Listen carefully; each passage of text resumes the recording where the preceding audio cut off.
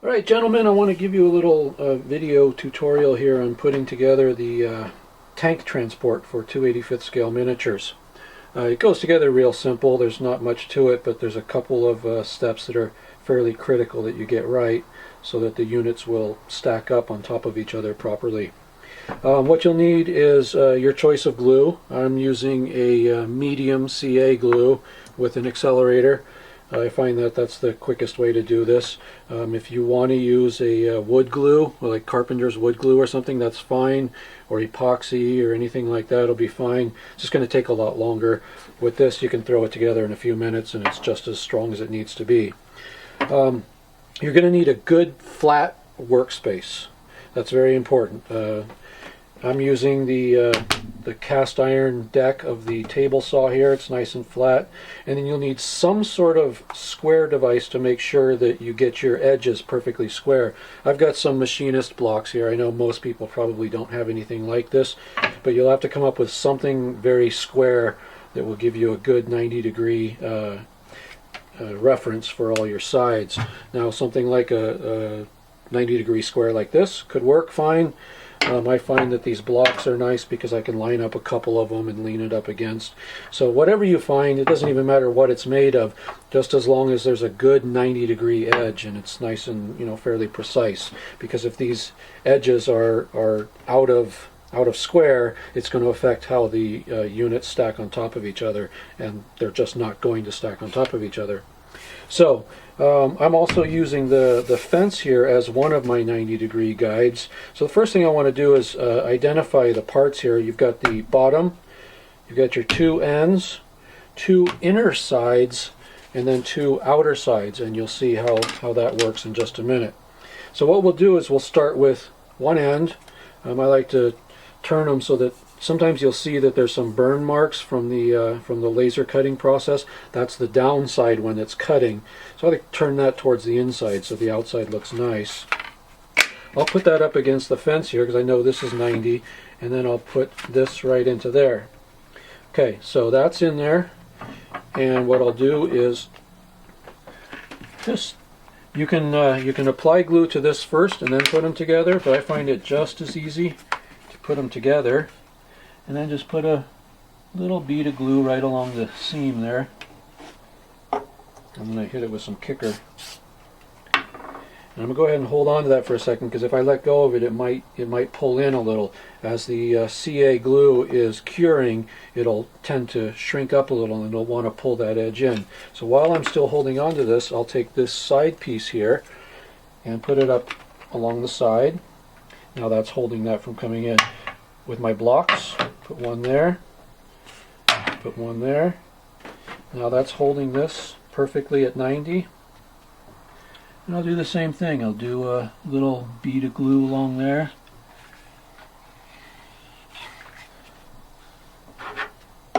And while I'm holding that right at 90, kick that off. Let that sit for a second. Come down here. Now I'm going to put some vertically as well, connecting these two. And kick that off. Hold it. Okay, that's nice and good. Now what I'll do is just take this, turn it, and do the exact same thing again, all over again. Take this and put it in there.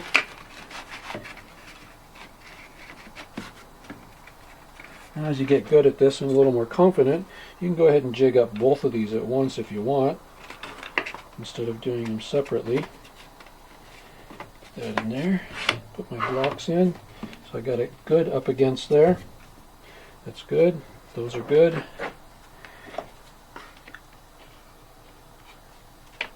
Do that end. A little bead across there. Up. Across there. And up there. Just going to look it over, make sure I got glue everywhere I want it and everything's nice and square.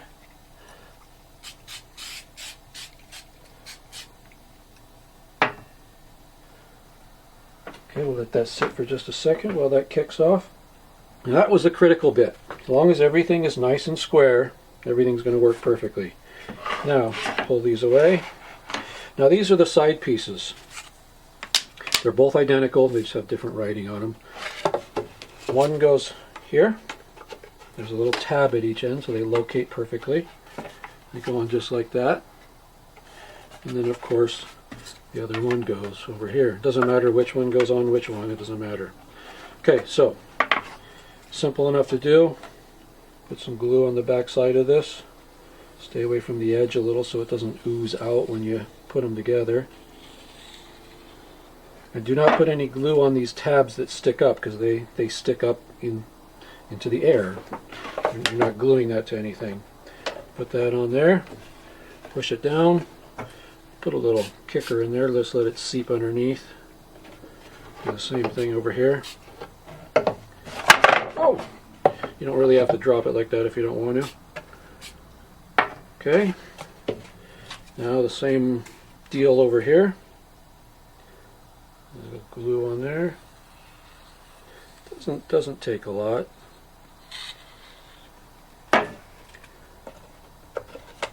That there. Okay. A little bit of kicker in there.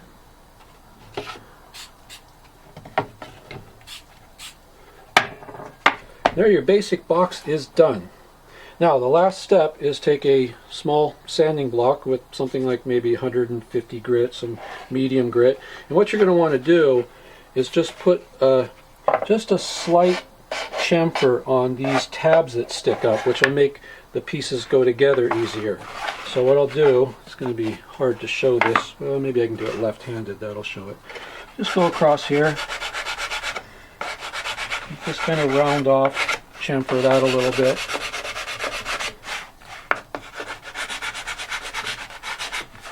I'm not left-handed, so if I look like I'm not very skilled at this, that's why.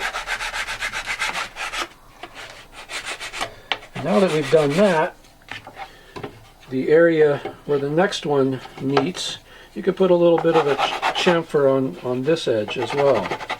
Just will make them less likely to hang up when you put them together.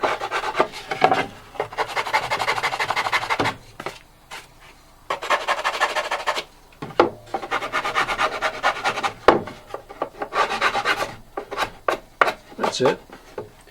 Okay, and with your kit you're going to get a couple of pieces of foam. One of them's got cutouts in it. Another one's just solid. Solid one goes down first, of course, and then this one goes on top. Now you can glue these in. You can just leave them set in like this. The weight of your miniatures will hold them. That's totally up to you. As far as gluing them in, if you want to use your CA, I would just put a couple of drops here and there. Put this one down, and then on this I just put a couple of drops in a few spots and put that on. Alternately, you could use spray adhesive. Just put a real light coating on that. Make sure you get it just on the side you want. You don't get any overspray. And then stick it down right away. And there's your piece. And that's all there is to making the tray. And here I'll show you how they work. Here's a stack of them. This is a top. It's a separate piece. And they just stack together just like that.